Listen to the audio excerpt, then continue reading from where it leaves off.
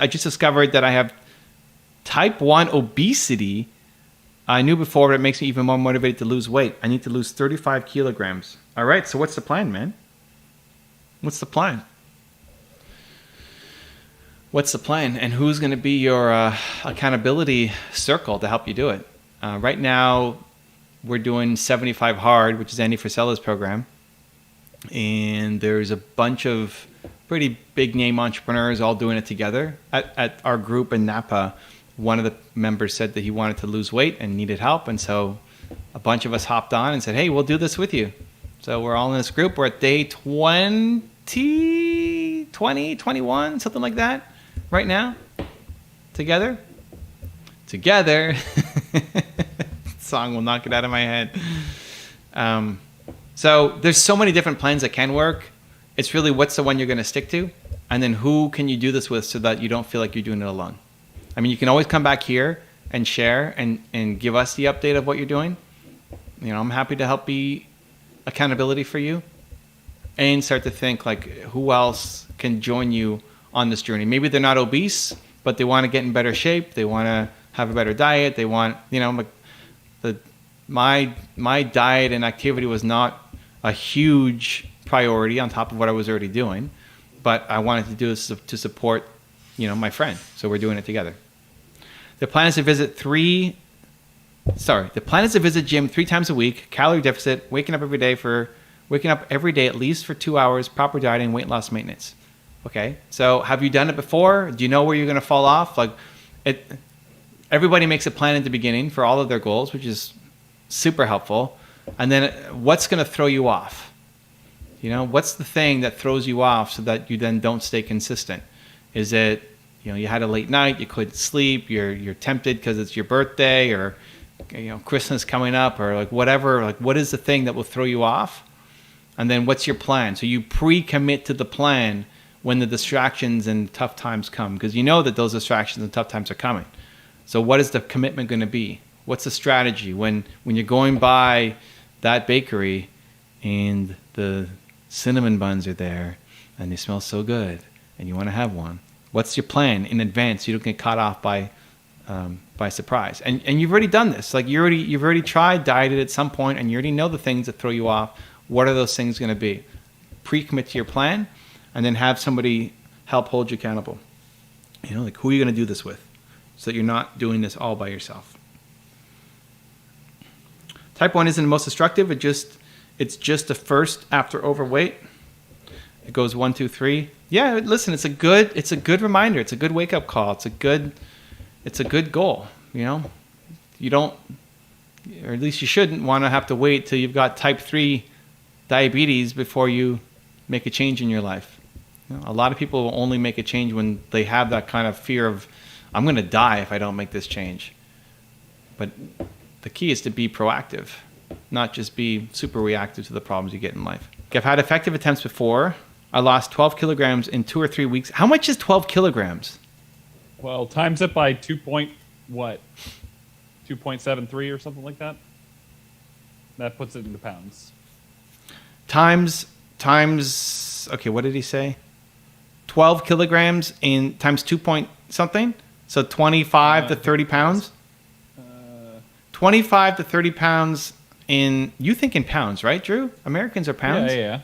I don't know why Canadians are pounds. 2.2, yeah, 2.2 pounds. Doesn't make sense that Canadians are pounds, because we're metric on everything else. Anyway. Okay, so he's lost like 25 pounds in 2 or 3 weeks. That's a lot. But this time I won't lose weight so fast because I don't want to be left with loose skin. Yeah. Even though it doesn't look like I'll have loose skin anyways, but just to secure myself, I'll try to lose weight gradually, like 2 pounds, 1 kilogram per week. I mean, like a lot of times, like the whole loose skin thing happens as a function of, one, losing it too quickly, but 2, not incorporating any type of fasting in the regimen. Yeah, you've lost a lot of weight, Drew. Like, how much was your heaviest? My heaviest, enough was enough at 253. 253, okay. And I am currently at Let's see. I stepped on the scale this morning. I was 218. 253, and you're two. That's really good, man. So, Yeah, that's really good. and that was, when did I start this whole?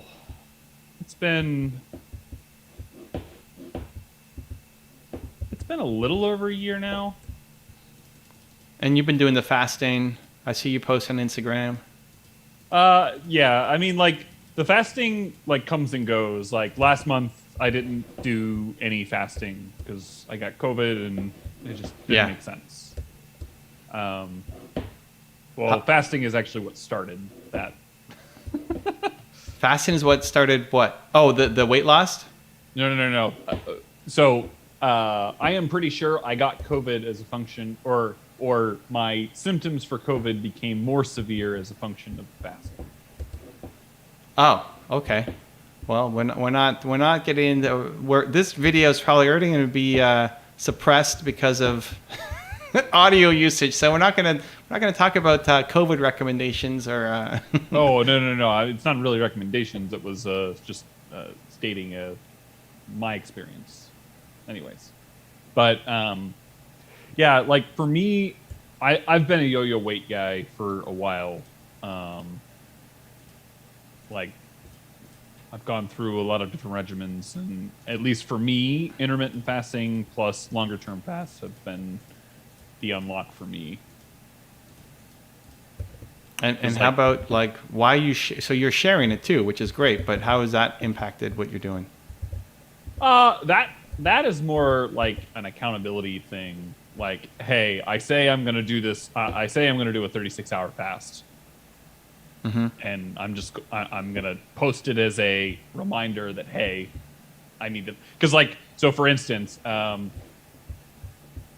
last week I posted the first one when I started, and I don't remember what happened, but my wife handed me a piece of chocolate and I ate it, and I came to the realization like, oh, wait a second, I broke my fast. Well, so I reset the timer. Yeah. Okay. And then? But it's just the reminder. So who that watches your stories are like is the one or some of the people that you think, oh, they're gonna watch it, so I need to stay on this. I mean, I've got a couple of buddies who are big into fasting, so it's kind of a like keep them in the loop with what's going on. Like from like university friends or what? Actually, well, I mean, two of them are clients. Okay. Oh, clients. Okay. And your clients are watching your stories. I mean, their face shows up when I go and look.